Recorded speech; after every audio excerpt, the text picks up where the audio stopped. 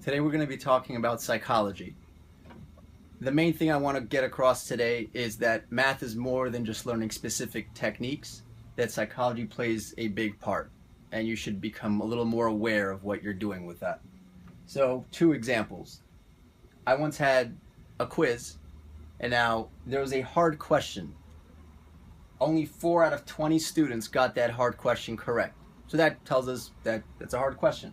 Now, the following question, of those 4 students, 3 of them got it wrong. Okay? Of the remaining 16 students, nobody got that question wrong. What's going on? So now remember, this question was hard. The next question was tricky, but it wasn't hard. In other words, let's say they ask you to find one thing, but in other words, let's say they said you needed to find X, but in the question they asked about Y or something like that. All right. So the point is that these students were so happy about getting this hard question correct that they let their guard down and fell for an easy trap. The kids that got this one wrong had a chip on their shoulder. They felt they had something to prove, so they were extra alert on this tricky question, and none of them fell for it.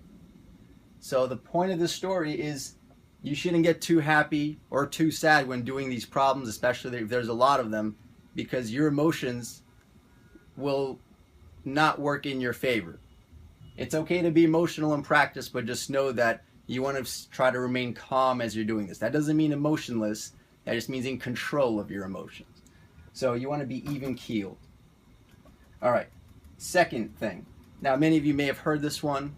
I'm going to ask you guys a quick question, and I want a very quick answer from you. If you hesitate, you lose. All right, what color is your refrigerator? White. Okay. What do cows drink? How many of you said milk? It's water. So why did you fall for that? I think you understand why, because refrigerators are white and cold. What do you think of that's white and cold? Milk. So the point is, our psychology can often run on autopilot and lead us to make mistakes.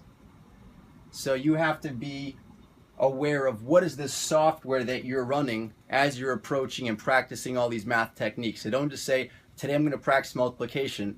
Ask yourself, is the way you're practicing these things fine? Is your attitude fine?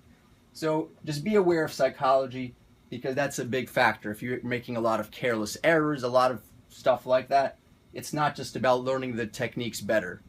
Ask yourself, how are you doing on your psychology? That's all for now. In the next video, we're going to get down into our first specific or hard, not difficult, but concrete or tangible habit.